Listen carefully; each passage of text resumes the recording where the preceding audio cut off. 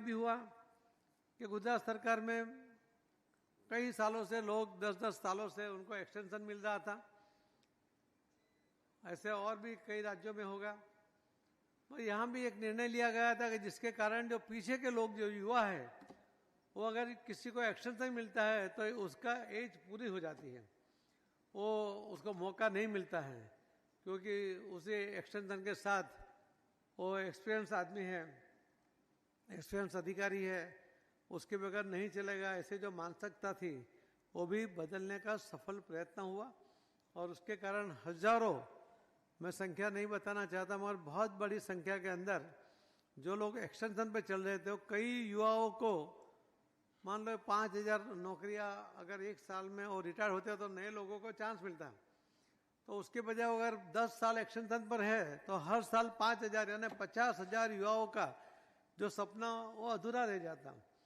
तो ये जो एक्सटेंशन की प्रथा भी रद्द करने के कारण ये जो मौके मिले हैं और उसी के कारण जो इतनी जगह, और सरकार ने भी सोचा, कहा कि ये बर्डन नहीं है, ये आवश्यकता है, इनको युवाओं को रोजगारी देनी चाहिए।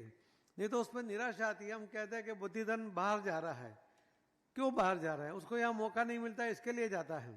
कोई जाना नहीं चाहता, कोई अपना गांव छोड़ना नहीं चाहता, कोई अपना शहर छोड़ना नहीं चाहता, उसको देश छोड़ना पड़ता है।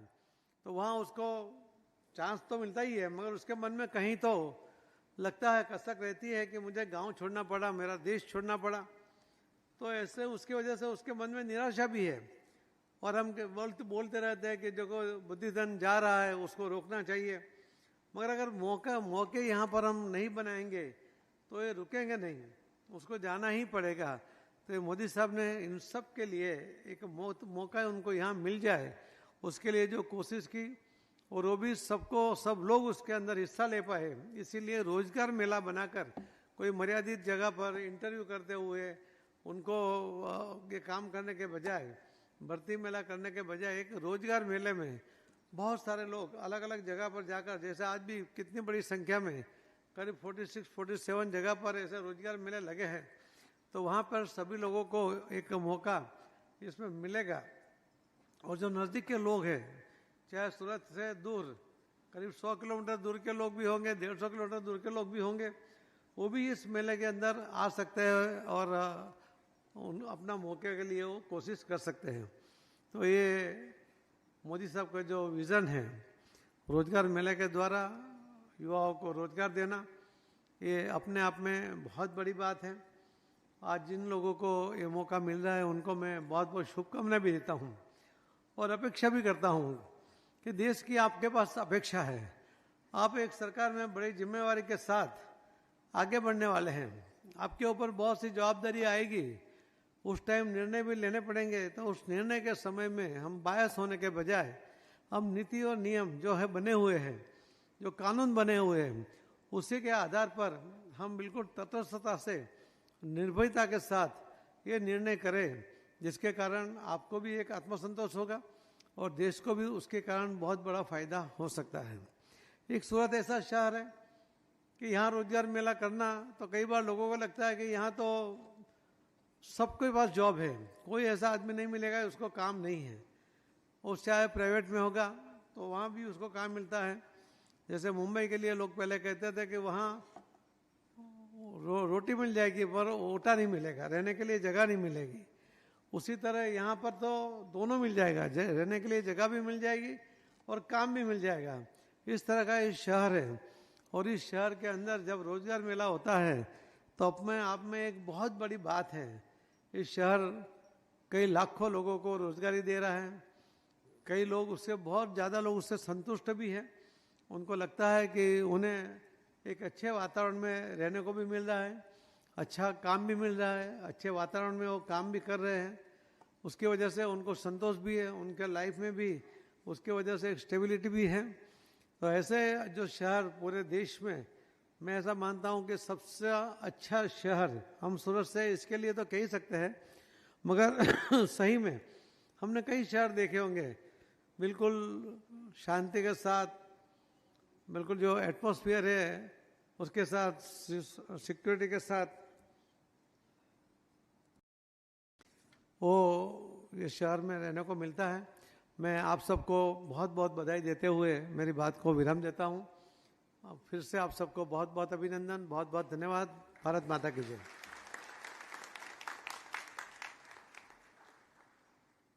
माननीय श्री CR पाटिल सर का बहुत बहुत धन्यवाद, जिन्होंने अपने शब्दों से हमारा मार्गदर्शन किया और हमेशा साथ देने का विश्वास दिलाया। धन्यवाद sir. Very shortly, we will be connected to Delhi for our Honorable Prime Minister's address. आप सबसे निवेदन है, कृपया अपने मोबाइल फ़ोन साइलेंट पर रहें और अननेसेसरी मूवमेंट अवॉइड करें प्लीज़, और शांति बिल्कुल बनाए रखें।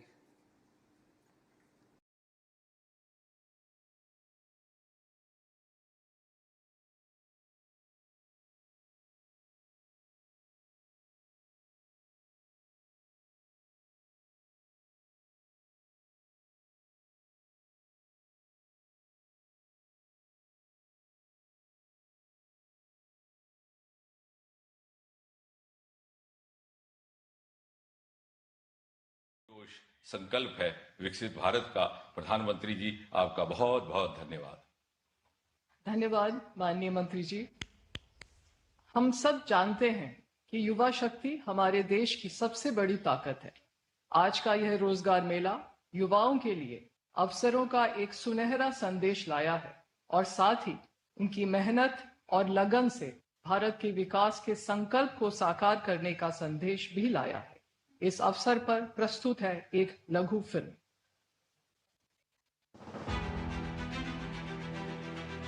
21वीं सदी भारत की सदी है, जहां भारत युवा शक्ति, महिला भागीदारी और अभूतपूर्व विकास के संगम से विकसित भारत की एक मजबूत आधारशिला रख रहा है। डिजिटल क्रांति और अत्याधुनिक बुनियादी ढांचे से जहां देश का नवनिर्माण हो रहा है, वहीं गगनयान और समुद्रयान जैसी परियोजनाएं देश के भविष्य को नई दिशा प्रदान कर रही हैं। नमो भारत की द्रुत गति हो या आदित्य L1 की सफलता, 200 गीगावाट अक्षय ऊर्जा का लक्ष्य हो या मेक इन इंडिया द्वारा आत्मनिर्भरता, इंडिया AI के तहत नए अवसर हो या खेल जगत में ऐतिहासिक प्रदर्शन, हर क्षेत्र में हमारा देश माननीय प्रधानमंत्री श्री नरेंद्र मोदी जी के कुशल नेतृत्व में नए कीर्तिमान स्थापित कर रहा है, जिसमें देश का युवा भी अपना पूरा योगदान दे रहा है। मंत्रालय, स्वास्थ्य एवं परिवार कल्याण मंत्रालय, श्रम मंत्रालय और अन्य प्रमुख विभाग एवं संस्थान शामिल हैं। इन रोजगार मेलों की सफलता का प्रमाण है कि आज युवाओं को नौकरियों के लाखों अवसर प्रदान किए जा रहे हैं, जो पहले की सरकारों के मुकाबले 1.5 गुना है। माननीय प्रधानमंत्री श्री नरेंद्र मोदी जी के विकसित भारत के संकल्प, कड़ी मेहनत व प्रभावी मार्गदर्शन ने आधारभूत संरचना के निर्माण, वंचितों को वरीयता और आर्थिक समृद्धि पर विशेष ध्यान केंद्रित करते हुए युवाओं के सुदृढ़ भविष्य की नींव रखी है। युवाओं के सपनों को साकार करती ये पहल विकसित भारत 2047 के लक्ष्य को भी सशक्त कर रही है।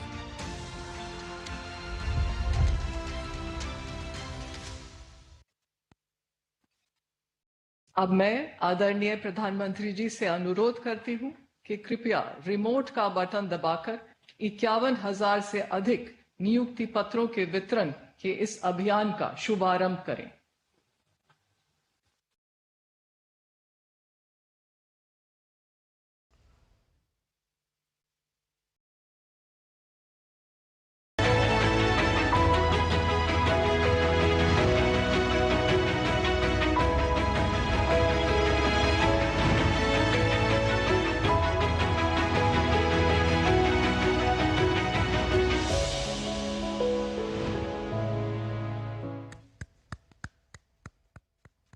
मैं आदरणीय प्रधानमंत्री जी से आग्रह करती हूं कि रोजगार मेले के इस अवसर पर अपने आशीर्वचनों से हम सबको अनुग्रहित करें।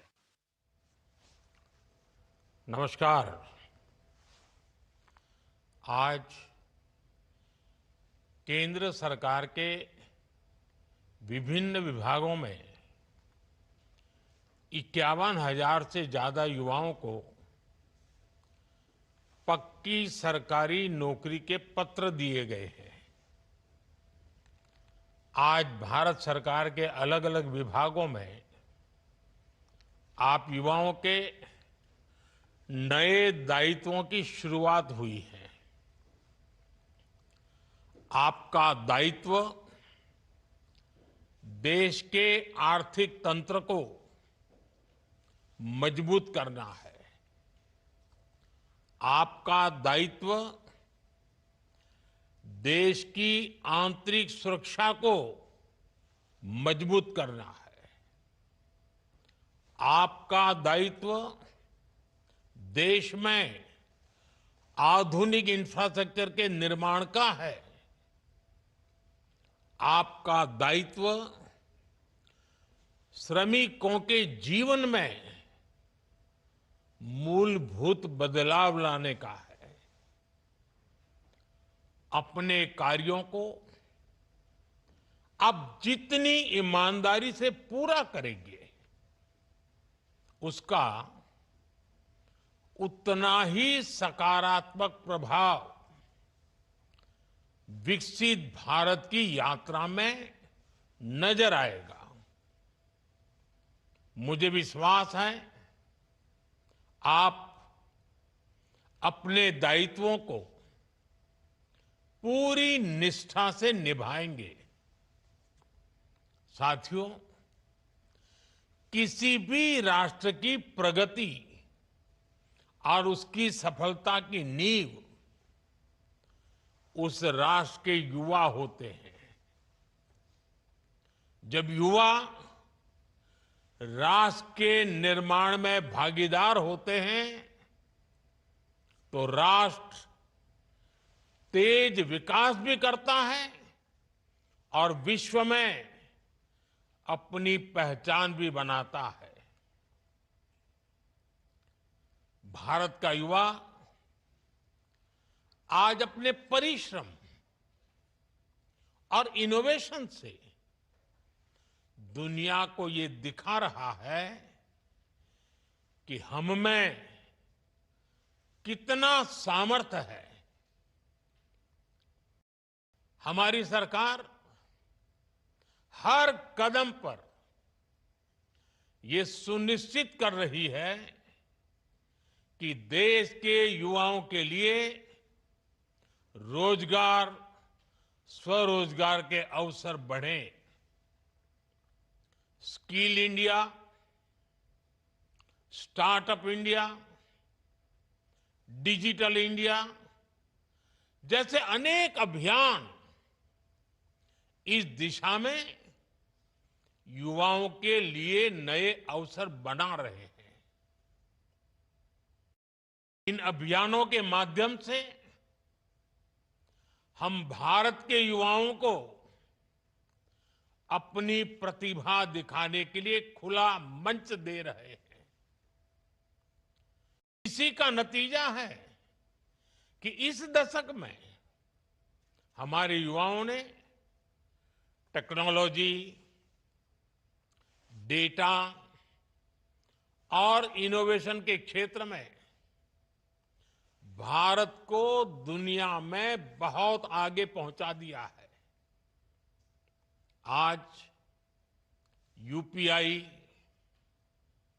ओएनडीसी और जेम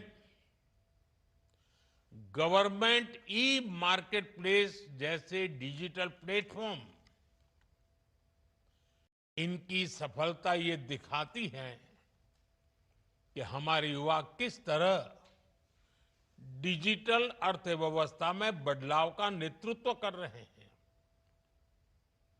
आज भारत में सबसे ज्यादा रियल टाइम डिजिटल ट्रांजैक्शन हो रहे हैं और इसका बड़ा श्रेय हमारे युवाओं को जाता है।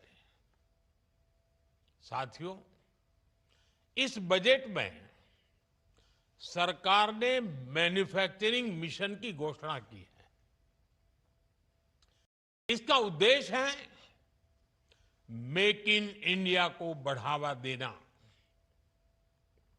और भारत के युवाओं को ग्लोबल स्टैंडर्ड वाले प्रोडक्ट बनाने का मौका देना।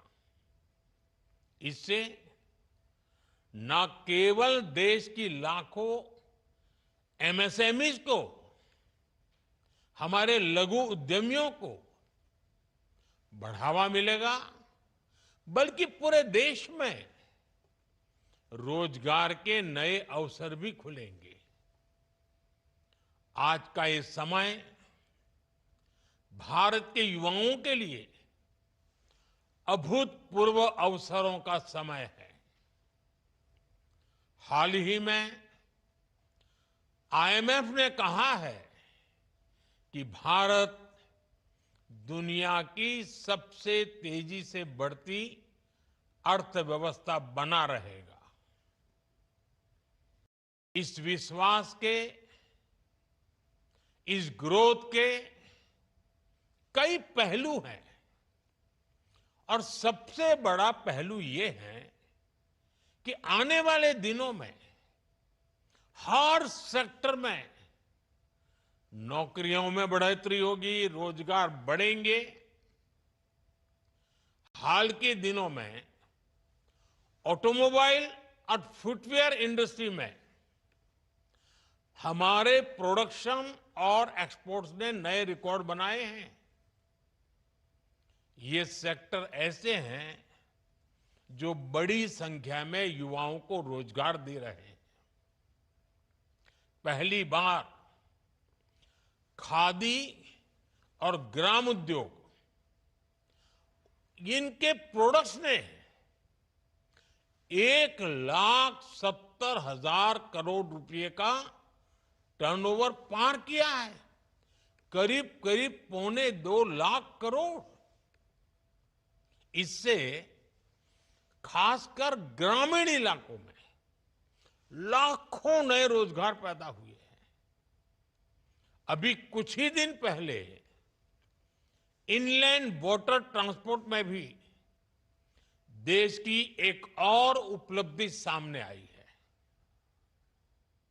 2014 से पहले हमारे देश में एक साल में इनलैंड वाटर ट्रांसपोर्ट, उसके द्वारा करीब 18 मिलियन टन कार्गो मूवमेंट ही किया जाता था। Only 18 million ton.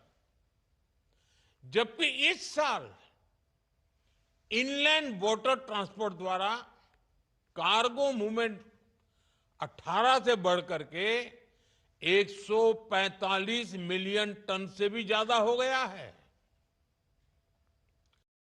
भारत को ये सफलता इसलिए मिली है क्योंकि भारत ने इस दिशा में लगातार नीतियां बनाई हैं, निर्णय लिए हैं। पहले देश में नेशनल वाटरवेज की संख्या भी सिर्फ 5 थी। अब भारत में नेशनल वाटरवेज की संख्या बढ़कर 5 से बढ़कर 110 के पार हो गई है। पहले इन वाटरवेज की ऑपरेशनल लंबाई 2,700 किलोमीटर के आसपास थी, यानी करीब करीब 2,500 किलोमीटर से थोड़ा ज्यादा। अब ये भी बढ़कर करीब करीब 5,000 किलोमीटर हो गई है। ऐसी सारी उपलब्धियों की वजह से देश में युवाओं के लिए नए नए अवसर बन रहे हैं। साथियों, कुछ ही दिन बाद मुंबई में world audio visual and entertainment summit यानी वेव्स 2025 का आयोजन होने जा रहा है। इस आयोजन के केंद्र में भी देश के युवा है। देश के यंग क्रिएटर्स को पहली बार इसी तरह का मंच मिल रहा है। मीडिया, गेमिंग और एंटरटेनमेंट फील्ड के इनोवेटर्स के लिए ये प्रतिभा दिखाने का अभूतपूर्व अवसर है। ये एक ऐसा प्लेटफॉर्म होगा जहां एंटरटेनमेंट से जुड़े स्टार्टअप्स को इन्वेस्टर्स और इंडस्ट्री लीडर से जुड़ने का मौका मिलेगा। ये दुनिया के सामने अपने आइडियाज को शोकेस करने का सबसे बड़ा मंच होगा। युवाओं को एआई, एक्सआर और इमर्सिव मीडिया को जानने समझने का मौका मिलेगा। इसके लिए कई तरह की वर्कशॉप आयोजित किए जाएंगे। वेव से भारत के डिजिटल कंटेंट फ्यूचर को नई ऊर्जा मिलने जा रही है। साथियों, आज भारत के युवाओं की सफलता में सबसे सराहनीय बात है उसकी इंक्लूसिविटी, सर्वसमावेशी भाव। भारत आज जो कीर्तिमान गढ़ रहा है उसमें हर वर्ग की भागीदारी बढ़ रही है और हमारी बेटियां अब 2 कदम आगे ही चल रही है। अभी कुछ ही दिन पहले यूपीएससी का रिजल्ट आया है, उसमें भी टॉप 2 पोजीशन बेटियों ने हासिल की है। टॉप 5 में 3 टॉपर बेटियां हैं। हमारी नारी शक्ति ब्यूरोक्रेसी से लेकर स्पेस और साइंस के क्षेत्र में नई बुलंदियों को छू रही है। सरकार का विशेष ध्यान ग्रामीण महिलाओं के सशक्तिकरण पर भी है। सेल्फ हेल्प ग्रुप, बीमा सखी, बैंक सखी और कृषि सखी जैसी पहल ने ग्रामीण महिलाओं के लिए नए अवसर तैयार किए हैं। आज देश में हजारों महिलाएं ड्रोन दीदी बनकर अपने परिवार और गांव की समृद्धि सुनिश्चित कर रही हैं।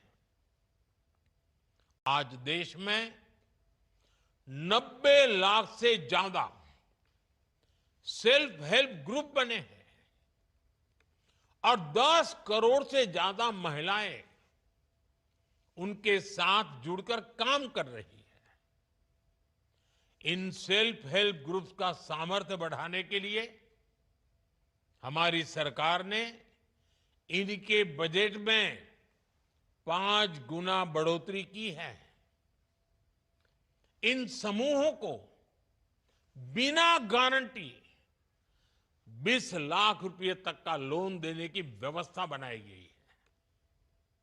मुद्रा योजना में भी सबसे ज्यादा लाभार्थी महिलाएं ही है। आज देश में 50,000 से ज्यादा स्टार्टअप्स में महिलाएं निदेशक के रूप में काम कर रही है। हर सेक्टर में ऐसा बदलाव विकसित भारत के संकल्प को मजबूती दे रहा है, रोजगार और स्वरोजगार के मौके बढ़ा रहा है। साथियों, आप सभी ने यह पद अपनी मेहनत और लगन से प्राप्त किया है। अब समय है कि आप अपने जीवन के अगले पड़ावों को न केवल अपने लिए बल्कि देश के लिए भी समर्पित करें। जन सेवा की भावना सर्वोपरि होनी चाहिए। जब आप अपनी सेवा को सर्वोच्च मानकर काम करेंगे तो आपके कार्यों में वो ताकत होगी जो देश को नई दिशा देगी।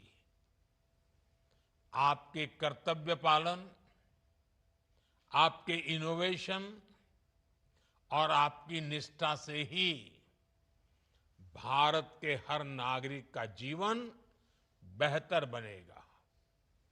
साथियों, आप जब किसी जिम्मेदार पद पर पहुंचते हैं,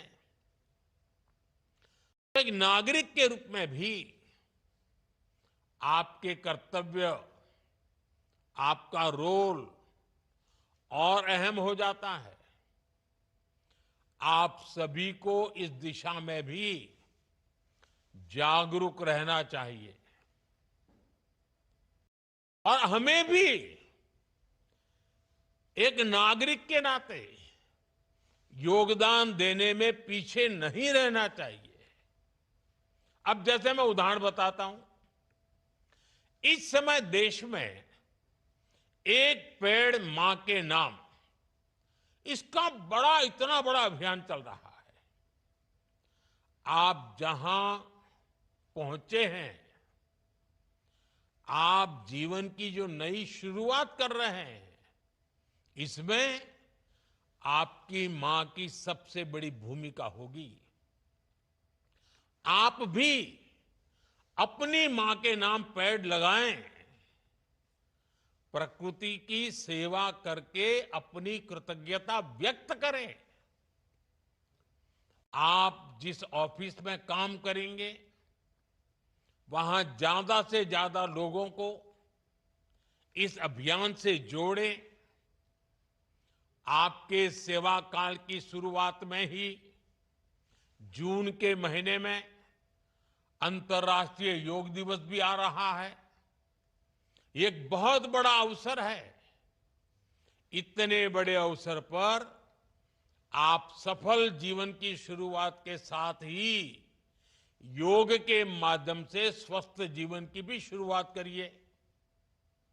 आपका स्वास्थ्य आपके लिए तो जरूरी है ही, ये आपकी वर्क एफिशिएंसी और देश की प्रोडक्टिविटी के लिए भी उतना ही अहम है। आप अपने सामर्थ्य को बढ़ाने के लिए मिशन कर्मयोगी की उसकी भी भरपूर मदद लेते रहिएगा। आपके कार्य का मकसद केवल पद प्राप्त करना नहीं है। आपका पद भारत के हर नागरिक की सेवा करने और देश की प्रगति में अपना योगदान देने के लिए है। अभी कुछ दिन पहले सिविल सर्विसेज डे पर मैंने एक मंत्र दिया था और मैंने कहा था कि हम सरकार में जितने भी लोग हैं, हमारे लिए तो एक ही मंत्र सर्वोपरि होना चाहिए और वो मंत्र है नागरिक देवो भव। नागरिक देवो भव। नागरिक की सेवा ही आपके लिए, हम सब के लिए देव पूजा के समान है।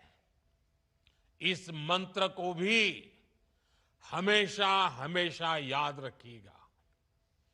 मुझे विश्वास है कि हम अपने सामर्थ्य और ईमानदारी से एक ऐसा भारत बनाएंगे जो विकसित भी होगा, समृद्ध भी होगा। मेरी आपको बहुत बहुत शुभकामनाएं हैं। आपके परिवारजनों को भी बहुत बहुत शुभकामनाएं हैं। और जैसे आपके सपने हैं, वैसे 140 करोड़ देशवासियों के भी सपने हैं। जैसे आपको अपने सपनों के लिए अवसर मिला है, अब इस अवसर का उपयोग 140 करोड़ देशवासियों के सपनों को पूरा करने में आपके अहम योगदान से जुड़ता है।